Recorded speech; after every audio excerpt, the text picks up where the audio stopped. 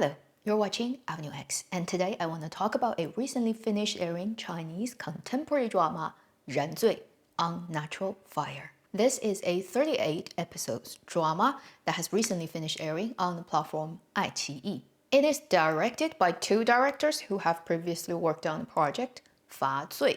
Then it's written by somebody called Han Peijun. I don't know much about the scriptwriter, but it's really fun because within this drama, there are two characters who are a pair of twins named Han Pei and Han Jun. So basically, these two characters each had a character of this writer's given name. It's type of Hitchcock thing a scriptwriter does, injecting himself into the storytelling. In terms of the story itself, it is a crime investigating drama, mostly focusing on fire-related cases. It is led by Zhang Yunlong, Dai Xu, Cai Wenjing as the three leads of the drama. Then it also features Tu Songyan and Wang Longzheng playing major supporting roles. This is structurally a relatively common crime story in Chinese dramaland. You have the main characters, their background story that will go through the whole story. By the end of it, it will have a resolution. And as they are investigating things related to their own background, there will be individual different cases they come across in their work. And in this drama setting, Zhang Yunlong's character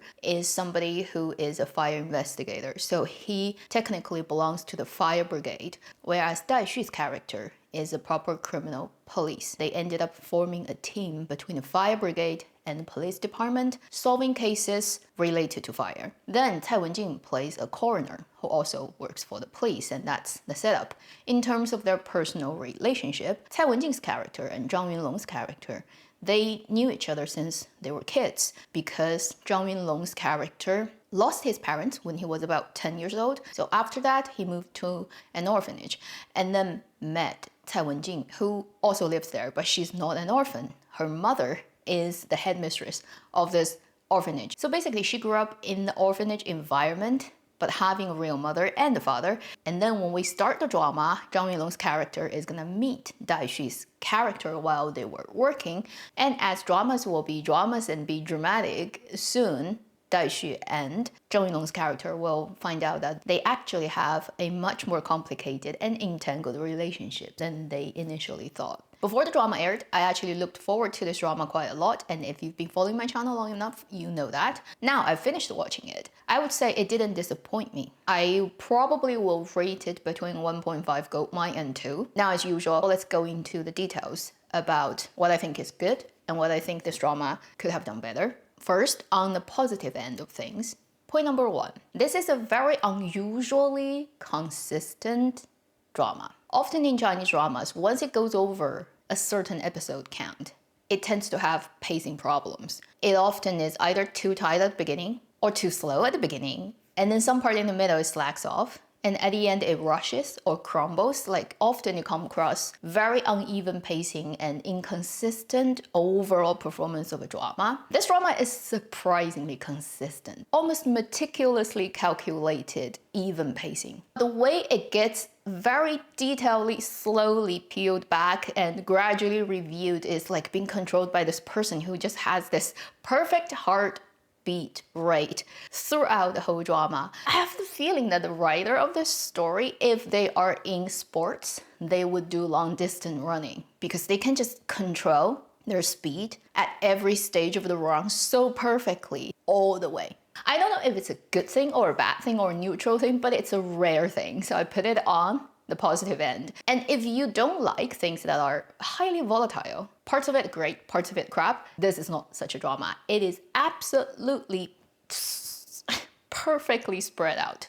Second, in this drama, there are a couple of individual cases that our characters break that are not related to their personal storyline. They're quite well written and they have quite complicated characters and they have very good unit supporting actors to play these roles. The type of in-depth human story at the end when it gets revealed what really happened, depending on what kind of audiences you are, you may get moved, you may find it okay, but I don't think anybody would complain about it not being carefully written or thoughtfully written. Third thing I like about this drama As you can tell, this drama is led by 3 main characters, and you can easily call them the 3 musketeers because they did form a team early on, and they have personal relationships where their professional relationships are also built upon. So constantly these 3 people are interacting, and they form this team that is quite enjoyable to watch. By which I mean their performances from the actors, but also the interactions on script level between the characters.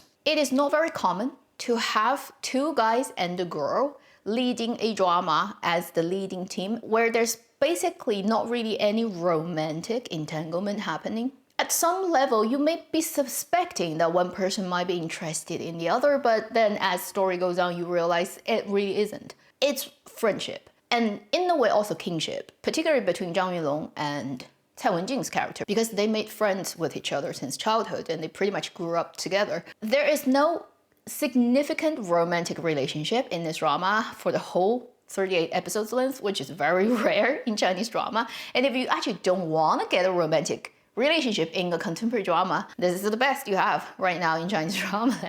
Rare, platonic, mostly love between 3 characters. Adorable and endearing. Then another point would be, obviously this drama is also led by these 2 guys, Zhang Yunlong and Dai Xu. I know there are people shipping them online, okay? Personally, I'm not a huge shipper of these 2. Their screen energy to me is not so much in any way that you can misinterpret into the BL direction. I think it's still pretty much very strictly brotherly and friendly love. But if you want to overinterpret, it's not like the drama doesn't give you the space. It also happens to be, I think, both Dai Xu and Zhang Yunlong's line delivery, their voice vocal quality has that very contemporary, solid, approachable, realistic human sound. You know, some people tend to sound too dramatic or posh, or when they're acting, their voice tends to take on this quality of being aware that they're in the drama instead of in real life situations. Whereas these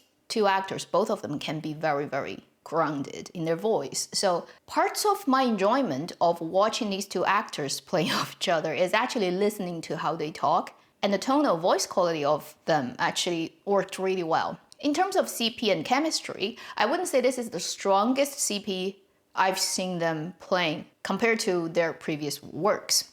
For example, Zhang Yunlong, I still think he worked off the best chemistry with Hu Yitian. But it's not like this one is bad. It's just personally I prefer the other one. If I have to say, professionally as an actor, between Zhang Yunlong and Dai Xu, who did a better job doing their role in the drama, I probably would say Dai Xu actually made a more convincing policeman of his setting. But then, it's not significantly better, okay, than Zhang Yunlong, so it's still kind of come off quite well.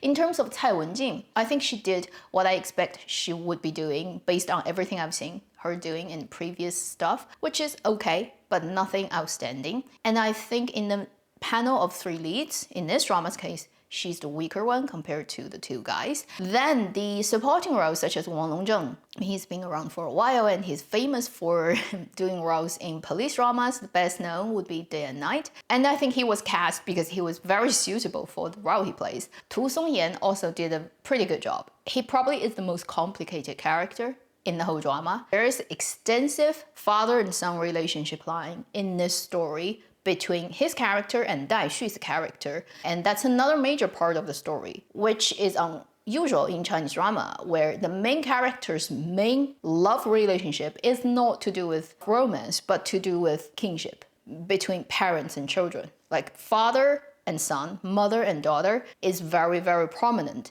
in this story. The final thing that I liked about this drama that I didn't expect I would find, or I wasn't aware that I liked it until very late, would be structurally this drama we set up a mystery about our main characters very early on, and there's something that kind of triggers the start of the investigation, a case that didn't get broken.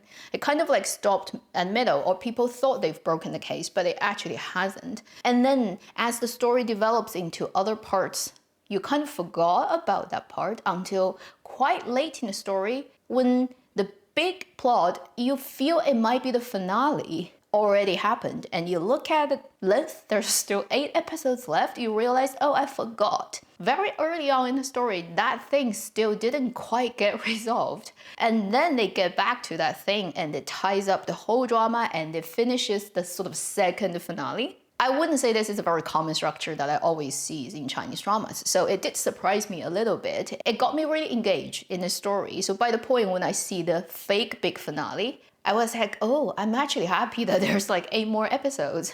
And I don't know what's coming, but I am curious. So these are all the positive points. In terms of what is not good about this drama and why I don't give it a higher rating, first I would say, after I've watched this drama and looked at how it gets received online, I think people who have watched this drama, they usually don't complain much about it. And there are parts of the drama, it does well and everybody kind of recognizes it and enjoys it. But it lacks a form of, let's say, highly attention-grabbing, attractive thing that would draw people in.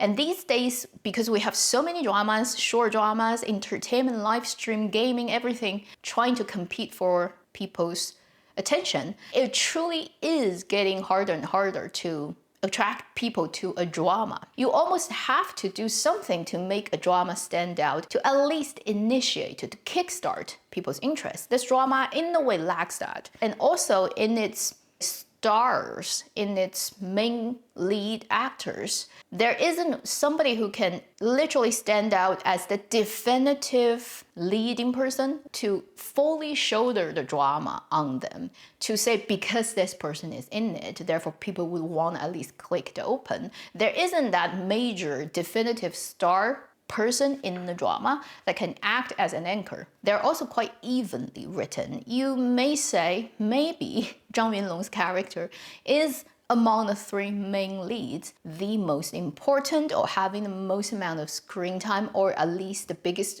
mystery of the story, but not that much more than the other 2. Not significantly more. You kind of cannot promote it using one very easy to recognize symbol. It just lacks that hook. And in this day and age, that is just disadvantage. Whether it's negative or neutral, I don't know. And if you look at how it performs online, it kind of reflects. It's in that lukewarm zone of people watching and accepting and knowing about it. Second point, in terms of the story itself, I think there is one thing that I noticed from day one, like first episode till the last, that's just lurking beneath the surface. It's always there. Little bit percentage of disbelief. And there's a tiny spoiler here. I have to say, if you don't want to know, just skip this part. Actually, the next part is a spoiler too, so you kind of have to skip both, but I'll let you know. So basically, the male lead character, Zhang Yunlong, his story when he was young as a kid, his father was also a firefighter, so a fire investigator. One day, his family got literally blown up. Bath water heater that exploded and killed his parents and a friend of his who's in their apartment, and he's not. He's outside, so he didn't get hurt, but then he became an orphan after that. And over the next like 15, 18 years of his life, he's been investigating what happened. And the verdict on that case back then was it's an accident, but he never believed it. He always believed it was murder and it was set up. And he wanted to find out who killed the parents, how they did it, and why. So that's like his background story.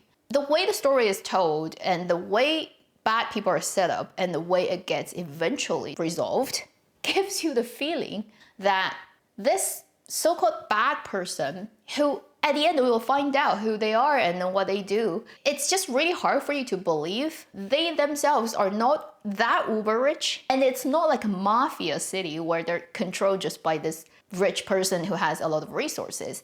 Yet something like this can be suppressed for so long. And even though when there are people who always know something is wrong and they actually work in the legal system, they never came out and say something or do something about it. This type of setup, I know for dramatic storytelling, right, they want to do it that way, it's fine, but put it in perspective of this is set in contemporary China. And it's not a tiny town. That's far away, it's in the village. The further you're away from like big metropolises, you have lesser of a very well worked out legal system and power structure and all that, right?